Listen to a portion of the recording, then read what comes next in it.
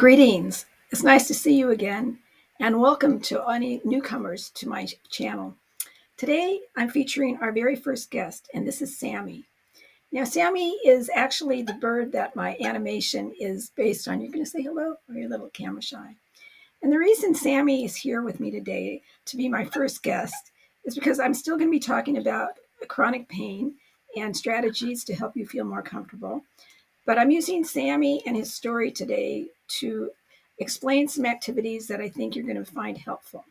So we're going to let Sammy go back to his flock right now, but I wanted you to see Sammy and the fact that he's a first guest, and his story is going to prove to be very helpful.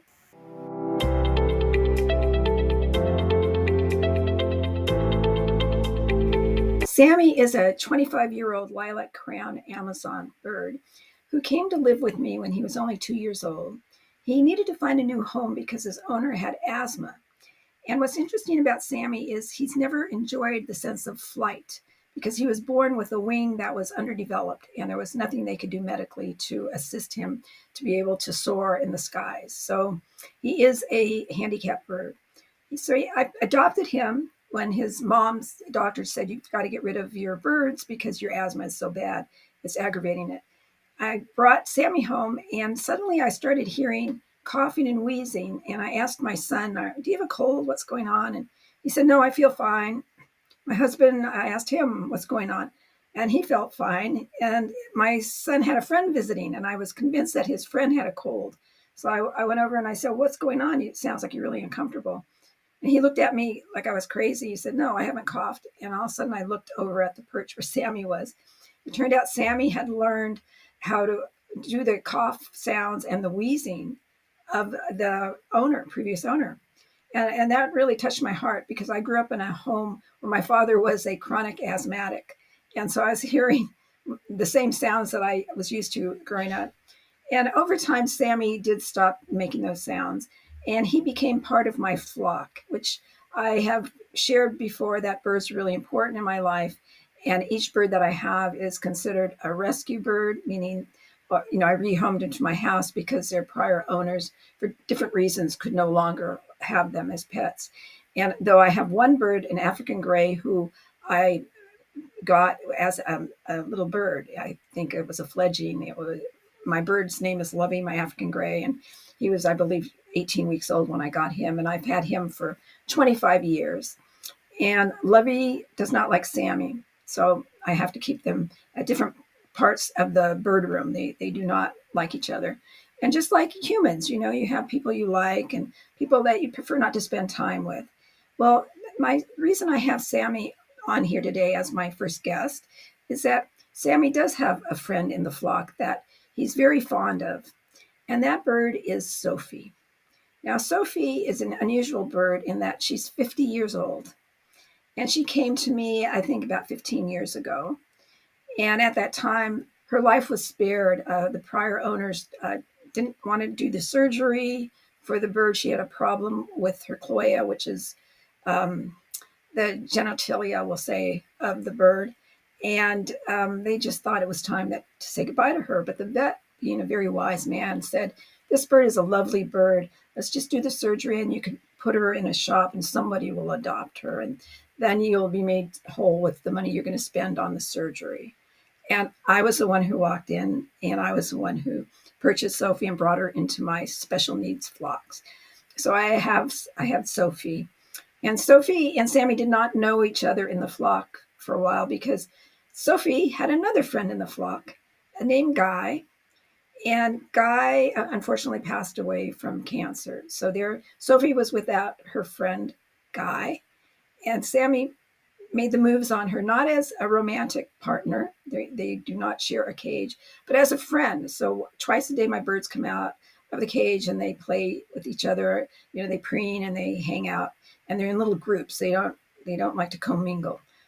Different parts of my bird room. There's only 6 birds, but I have two. I call them my 2 couples. And then my African gray hangs out with me. And then I have one little green cheek bird that's a blind bird, that's special needs. And his name's Jack. He doesn't like to come out of the cage because of the environment and being blind, but he loves playing around in the cage, and he's a very happy bird. So I keep them, they're quality of life is very important to me. And I have to say they're very well-adjusted, happy birds. So back to Sophie and Sammy.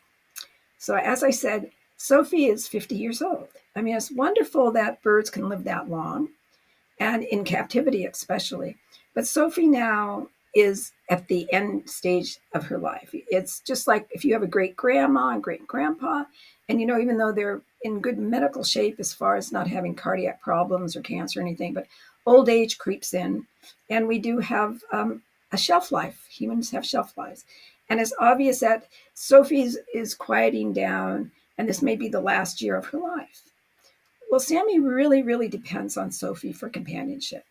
And as a matter of fact, when I'm in the bird's room and if I have to take Sophie out to do, trim her nails or something, Sammy gets very worried that Sophie's not coming back. Sammy is very alert if Sophie's not in the usual place. So he keeps his eye on Sophie. So I do have a dilemma because when the natural end of Sophie's life comes, Sammy's going to be affected. So I want you to know that I'm putting some strategies in place, and that has to do with what I'm going to be talking to you about. And yes, it is related to managing chronic pain and helping you work towards improving your quality of life and hopefully one day overcoming your pain or at least living a fuller life with much more comfort.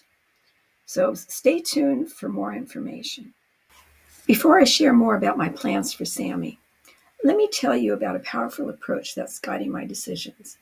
It's called radical acceptance therapy, which is part of a larger set of tools called cognitive behavioral therapy, or CBT. So, Sammy needs some help. I know that. So I've been thinking about using CBT and thinking about it like Sammy's toolbox. Inside, there are different tools for different needs. Some toys will help him forage, like the CBT tools that help us change our behaviors. Some will challenge him to problem solve, like some CBT tools that help us reshape our thoughts. And some will provide comfort, like radical acceptance helps us deal with unchangeable situations, just as Sammy needs all these different types of toys. We need different tools for our pain management journey. So, at over 50 years old, Sophie's time with us may be limited. Of course, this is hard to think about. But instead of getting stuck in denial and worrying and anxiety, I'm using radical acceptance to acknowledge the reality of Sophie's age, allow myself to feel emotions that this does bring up. But most importantly, I'm going to take positive actions by preparing Sammy for changes ahead.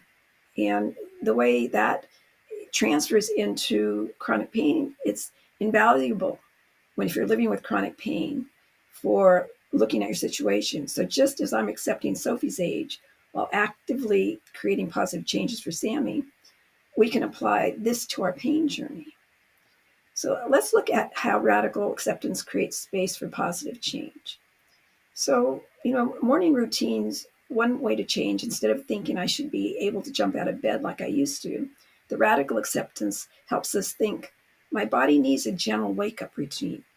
This might mean creating a 10-minute morning stretching ritual, or setting clothes out the night before, and building an extra time without self-judgment that you can't jump and go do the things right away. It takes time to wake up. And maybe social connections, rather than thinking I can't enjoy friends unless I can do everything they do. We need to accept our current needs and adapt. Host shorter visits at home. Maybe suggest seated activities. But definitely be open with friends about your limitations. And just like, I'm helping Sammy develop new interests gradually, we can manage our energy wisely. And you can use energy tracking to identify your best times a day and break tasks down to smaller chunks. Also, planning rest periods without feeling guilt. That's really important. So let's think about creating our own enrichment activities, just like I'm going to be doing for Sammy. And one thing you could do is start with a daily acceptance check-in and keep a non-judgmental pain journal. Practice gratitude for what our bodies can do, and definitely celebrate the small wins. So, we're all in this together with chronic pain. And it's just like Sammy has his flock.